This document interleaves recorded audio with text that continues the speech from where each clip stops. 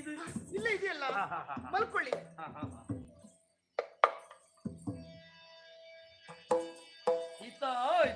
ಮಲಗಿ ಆಯ್ತಾ? ಗುಣ ಏನು ನನ್ನ ಕಾಲಿಗೆ ಚಳಿ ಆಗ್ತದೆಯೇ? ಕಾಲಿಗ? ಹೌದು.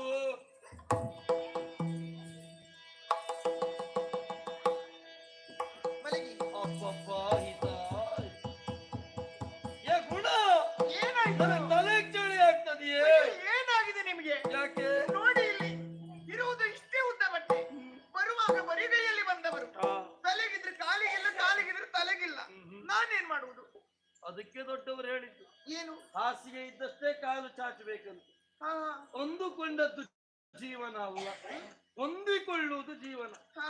ಇದಕ್ಕೆ ಸರಿಯಾಗಿ ಹೊಂದಿಸಬೇಕು ಅಂತ ಆದ್ರೆ ಏನ್ ಮಾಡುವುದು? ಉರುಟಿ ಮುರುಟಿ ಮಲಗಿಕೊಳ್ತೇವೆ. ಹೌದಾ? ಹೊಂದಿಸಿ ಹೊಂದಿಸಿ. ಆಯ್ತು, ಹಾಗೆ ಮಲ್ಕೊಳ್ಳಿ.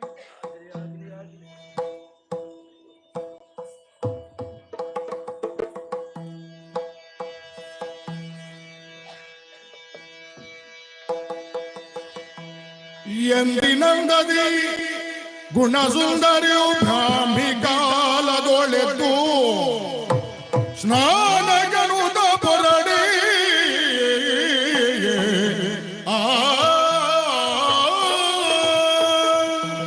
ದೂರದವರೆಗೆ ನಡೆದುಕೊಂಡೇ ಬಂದವರು. ಆಯಾಸ ಹೆಚ್ಚಿದ್ದಕ್ಕೂ ಏನು ಗಾಢವಾದ ನಿದ್ದೆ ನನ್ನ ಆವರಿಸಿ ಬಿಟ್ಟಿತು. ಇನ್ನು ಸ್ವಲ್ಪ ಹೊತ್ತಾದ್ರೆ ಸೂರ್ಯೋದಯವಾಗುತ್ತದೆ. ಈಗ ಬ್ರಾಹ್ಮಿ ಮುಹೂರ್ತ ಅಲ್ಲಿವೆ. ದಿನನಿತ್ಯವೂ ಬ್ರಾಹ್ಮಿ ಮುಹೂರ್ತಕ್ಕೆ ಎದ್ದು ಶುಚಿರ್ಭೂತಳಾಗಿ ದೇವಿಯನ್ನ ಪೂಜಿಸುವವಳು. ಇವರಿನ್ನು ಎದ್ದೇ ಇಲ್ವಲ್ಲ. ಸರಿ, ಇವರು ಮಲ್ಕೊಂಡಿರ್ಲಿ.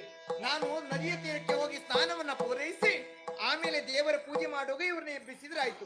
ನದಿಯ ತೀರಕ್ಕೆ ಸಾಕ್ತೇನೆ. ಸರಿದ ಅಂದವಾರಿದ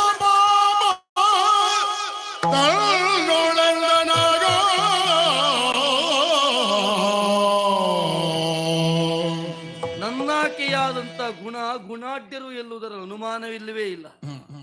ಆದರೂ ದೊಡ್ಡವರಾಡಿದ ಮಾತು ನೆನಪಾಗುತ್ತಾ ಉಂಟು. ಒತ್ತಿಯ ಹಣ್ಣನ್ನಾದರೂ ಕಾಣಬಹುದಂತೆ, ಮೀನಿನ ಹೆಜ್ಜೆಯನ್ನಾದರೂ ಗುರುತಿಸಬಹುದಂತೆ, ಹೆಣ್ಣಿನ ಮನಸ್ಸನ್ನರ್ಥ ಮಾಡಿಕೊಳ್ಳುವುದು ಕಷ್ಟ ಅಂತ ಆಡಿದ್ರು. ಪರೀಕ್ಷೆ ಆಗಬೇಕೋ ಬೇಡ, ಮಾಡಿ ನೋಡ್ತೇನೆ.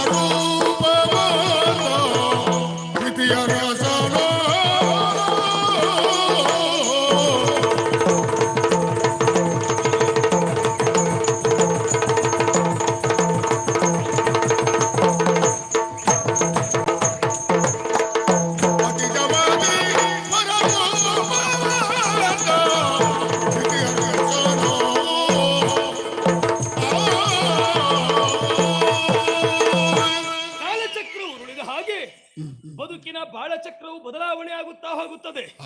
ಇವತ್ತಿನ ದಿವಸ ಯಾರನ್ನ ಹೇಗೆ ಕಾಣುವುದಕ್ಕಾಗ್ತದೆ ಎನ್ನುವ ಹಾಗೆ ಸ್ಪಷ್ಟವಾಗಿ ಹೇಳುವುದಕ್ಕಾಗುವುದಿಲ್ಲ. ಹೇಳಲೇಬೇಕು ಅಂತಾದ್ರೆ ನಿಖರವಾದ ಮಾಹಿತಿ ದೊರಕಬೇಕು. ಇದು ಸರಿಯಾದ ಸಮಯ. ಕೆಲವರನ್ನ ಪರೀಕ್ಷೆಗೆ ಒಳಪಡಿಸುವುದಕ್ಕೆ ಸಮಯ ವ್ಯರ್ಥ ಮಾಡುವುದು ಸರಿಯಲ್ಲ. ಅಲ್ಲಿ ಹೋಗ್ತಿದ್ದದ್ದು ಯಾರದು ನೋಡುವ.